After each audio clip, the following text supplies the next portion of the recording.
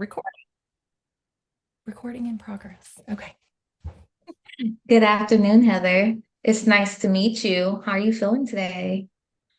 I'm okay. I mean, I guess I'm a bit nervous. I'm not used to talking about my family and stuff and our problems. I understand. It can be really tough opening up about your personal experiences, especially when it involves family. Remember, this is our safe place. This is for you to share whatever you're comfortable with, and we can go at you whatever pace you're comfortable with. Okay. Well, I really do appreciate that. My family was, well, let's just say it wasn't the best environment and to grow up in. And there was so much fighting and there was so much neglect and there was substance abuse. I mean, it was a lot. Yeah. That sounds incredibly challenging. Growing up in a dysfunctional family, it can have an impact on you in very different aspects of your life, including your own maybe substance abuse yourself. I can also relate to some of those of what you're going through.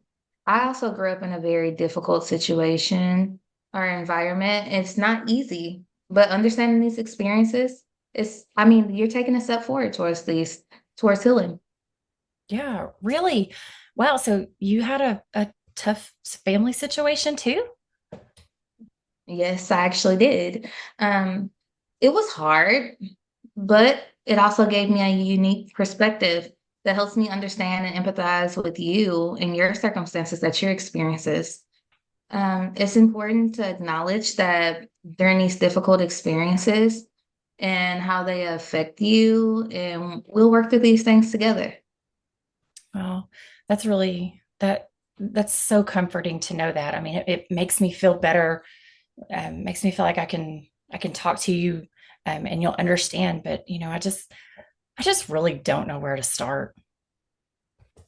Yeah, and that's completely okay. We can start wherever you're comfortable. Maybe you could tell me a little bit about what specifically brought you here today, or what you would like to achieve in our counseling experience that we have. Okay.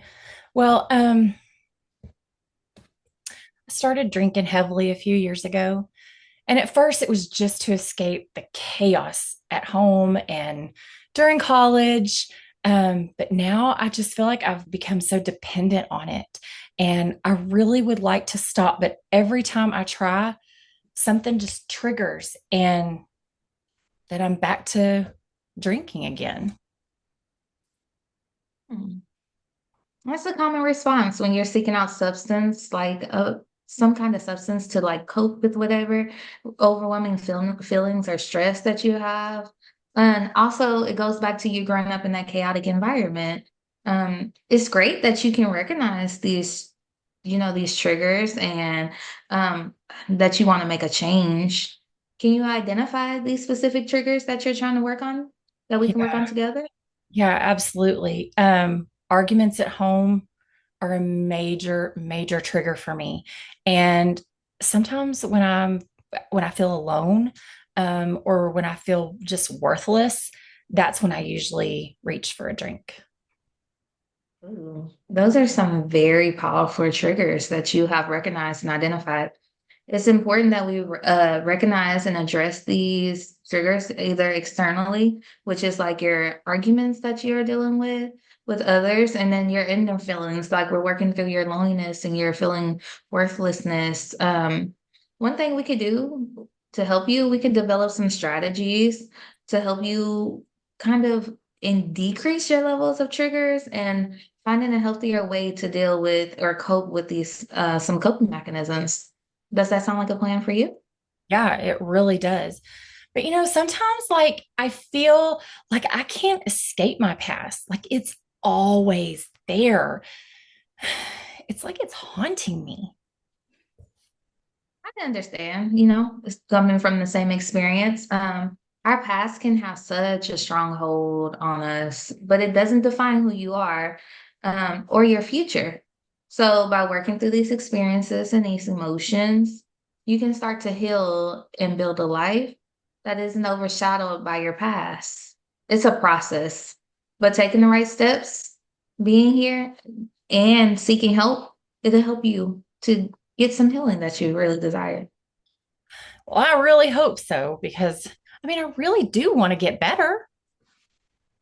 You will, Heather. Recovery is a journey, and you're not alone. I'm here to support you in every step of the way. So let's just take it one step at a time and focus on like coping skills and addressing these underlying issues together. All right. Well, I really do appreciate it. You're welcome, Heather. Let's start by exploring some coping strategies that you can use to feel triggered. We'll work on building a system, like your support system, or identifying additional resources that might help you. Does that sound good? That sounds great. Okay. That was good. You You're, did, you did great. So, oh, thank you. You're a okay. good person to do this with. Oh my goodness. Okay. Hang on. I don't know what I did. Okay. All right. Are you ready? Okay. Good morning, Lydia. How are you today? I'm doing okay. I just want to chat with you about someone's. I just want to chat with someone about my family and the stuff that I have going on. Things are just so messed up, and I don't know what to do anymore. Okay, sure. Well, we can talk about those things and see what I can do to help. I understand that family can be hard. But do you mind telling me a little bit about what you'd like to dive into? Well, yeah, like I said, things are just kind of messed up. My dad's an alcoholic.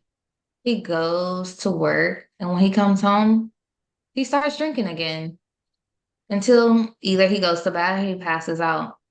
My mom has tried to talk to him, but doesn't believe that he has a problem. Mm.